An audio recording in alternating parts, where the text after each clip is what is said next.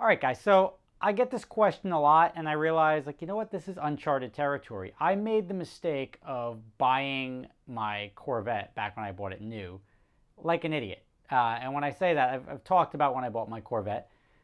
I went into the dealership. The dealer's like, "Yeah, we want 4,000 over sticker." I was a young guy, regardless of what the circumstance was.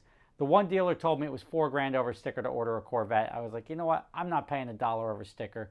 I walked down to another Chevy dealership and I said, I'm not paying $1 over sticker. You guys are going to sell this to me at sticker because I bought my Camaro here. And the guy's like, sure, deal. Shook hands on it. Ordered the car came in at sticker. I discovered Corvette forums a couple weeks later, and it turns out that everyone was paying like $4,000 or $5,000 off MSRP, regardless whether you ordered it, whether it was dealer inventory. So I effectively, because of my stupidity and say like, I don't know, my callousness of being a kid that wanted to go buy a Corvette, I overspent by four or $5,000, and I had to borrow that $4,000 or $5,000 from a bank because I leased that and financed it. So that $4,000 or $5,000 probably cost me like $9,000. So I overpaid on my Corvette $9,000 for no reason other than I was stubborn and I wanted a Corvette. So that brought a very unique perspective on things, and from then on I was much more meticulous as to how I researched cars, what they were worth, and not necessarily whether they were going to be a smart buy or not, but whether at the time of purchase I was getting the car for a good price. And that's essentially what I'm going to help you guys do today. Somebody was just asking me, they were in the market for a Ferrari or Lamborghini, and he's like, how do you do this? Is it like the standard 5% or 6% markup over MSRP, and that's my wiggle room? Throw all that out the window when it comes to exotic cars, because when it comes to moving units, you have to look at the market value. And when I say the market value now, you have exotic cars that the MSRP is here. The market could be 80,000 off, or the market could be 200,000 over. So it's not, you don't want to walk in there and be like, I'm paying MSRP for this GT2 RS. God bless you, brother. You're not going to do it. Or like, I want to order a LaFerrari. Why can't I get that? It's a whole nother world. So you have to realize that there's some cars that are just going to be, unless you pay full retail market, you have no chance of buying. And that is for the guy that really doesn't care about money, doesn't care what it's going to be worth, because historically, paying over sticker for something gets you something now, but it doesn't necessarily hold its value over sticker. Very few cars you can pay over sticker and will it be worth over sticker a year later or 20 years later. And that's something you have to really keep in mind. There's enough rich people out there and few enough cars that there are markets that are very specific like that. But let's just get into the general walking into a car dealer, buying a used Ferrari, new McLaren, whatever it is. How do you go in and know you're getting the right deal? Well, the best thing to do would be identify the car that you want first. And when I say the car that you want, it's irrespective of anything. It's, I want that specific MP412C. You go in, and now it doesn't matter if the 650 is a better buy, if the Gallardo, it's all irrelevant. You just want to get that 12C for the best price that a dealer is willing to sell it for. Now, it doesn't matter. You'll hear a lot like the dealer will be like, well, I own it for this. That doesn't matter to me. Like if you paid $30,000 more than the car's worth, that's not my problem. You're gonna have to sell it at market, and the only way for you to do that, and the only way to realistically approach a dealer at a price that they'll sell, is you have to balance off of wholesale. Now, wholesale is what the car is worth on the dealer market, so on the behind the scenes market. You're a retail buyer. You're not a wholesaler. But wholesalers trade cars in and out of inventory. There's used car dealers, new car dealers, whatever. The wholesale market is for the industry, and that's the lowest a car should ever sell for. So if, say, a MP412C, the dealer has it listed for $149, and you go and you research, and wholesale is tough because most people don't really have access to it. You may have to go on a forum and sort of do a little research as to what wholesale is. But that's your best resource. If you can identify that the wholesale on the car with the mileage, with whatever, and it's sort of a guideline because you got to factor in certain options, certain colors. Just because one sold with 10,000 miles and yours also has 10,000 miles doesn't necessarily mean the cars are worth the same. But you have to identify that floor, and if that floor is $120,000, That guy's asking the moon. He's asking full boat retail, waiting for that guy to come in, that perfect ass for that seat. And there's nothing that says you're going to be that perfect ass. You're looking for a good deal. You're looking to get the car as reasonably priced as possible. So you position yourself that if the market does drop or something, you're not buying something that's worth $1.25 for $150. You don't want to waste that money, and that's essentially the purpose of this video. A perfect example, though, in the exotic car world, I had that 458 Speciale that I mentioned. It was for sale at just under MSRP.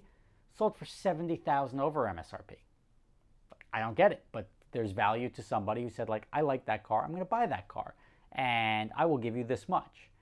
And that's just one of those things. It's such a funny market with rich people out there, is that they've got the money, they want something, and they want to make sure that they don't lose it. They put that number there that says, that's my car right now. This is an offer that you're not going to turn down. And there you go. You move a car. So how do you, if you don't have access to wholesale numbers, how do you reasonably or realistically go out and determine the value of the car? Because a dealership, you can't believe, like car dealers, I hate to say it, you can't believe anything from a car dealer because they're just trying to sell you a car for the most money you're willing to pay for it. And ultimately what you can do is you can go to cars.com, Auto Trader, eBay. You want to establish how many are for sale. If you go out there and there's 150 MP4 12Cs out there, then you ask yourself, do I really need this car, or can I get a different one that's a little bit further away? I may be able to get a better deal, factor in that I may have to ship it, it's not local, but you can get an equivalent car for less. So you have to use all these different resources to your advantage. Now the biggest resources you can use, as I said, eBay, Auto Trader, and cars.com. eBay is the only one that lets you look at historical sales data, and you have to take that with a grain of salt because a lot of cars on eBay don't necessarily sell. Maybe the buy it now will be clicked. Maybe the auction will end, but it's the best tell on eBay is what auctions end at what price. If none of the auctions get above $110,000 and there's a bunch of bids on these cars, then the cars aren't really worth much more than 110. That's what the market is willing to pay for that car, that similar car, and that gives you the leverage to go in there and really negotiate based off of what market conditions are. That's very important because the dealer, as I said, even though they own it for 100, they may have bought it for 140 because they sold a guy another car. They may have just paid for it and said, like, the market's 170 at the time, we paid 140, but the market slowly came down and the dealership gets caught with their pants down. If wholesale's 119 or people aren't willing to pay over 110, you shouldn't be paying 150, and the dealership should be happy to get rid of it for significantly less than that. So these are all like tips and tricks to keep in mind as to how to score the right deal. If you have market saturation, if there's a lot of cars for sale, you know you have the upper hand. If there's very few for sale, sort of the dealer has the upper hand. If they've got a particularly clean car or a rare color, and that's why these PTS cars, the paint to sample, are doing very well in the used markets because, look, you want another purple one? There's not a lot of purple ones out there. The purple's a paint to sample, or these, you want a red Ferrari, this red Ferrari and that red Ferrari, they're the same thing. This one doesn't exist. So if you want that special one with the special paint and you want to stand out, which is what a lot of people do, you're going to have to pay the premium. And that's why paint to sample is doing very well right now. Let me see if there's anything else I'm missing here. So you've researched the market. You've established what the wholesale is. You've established how soft the market is. If you see a car that has a potential significant depreciation hit, you're like, look, the first, like I hate to be picking on McLaren here. I'm not really. I'm just using them as an example. I bought a McLaren 12C for $275. I went to trade it in when the dealer called me up 7 months later and says, I got a Spider coming in. You want it? I'm like, sure. How much are you going to give me for mine? It's got 2,000 more miles than when you sold it to me. Yeah, we can give you $150. I'm like, it's $120,000 less than you sold it to me. Like $120,000. It's $20,000 a month that has cost me to have this car for 2,000 miles, and you're trying to sell me another one? Like, get out of here. But establishing that there's a steep depreciation curve. Again, we're just establishing that you're buying the car for the right price that day.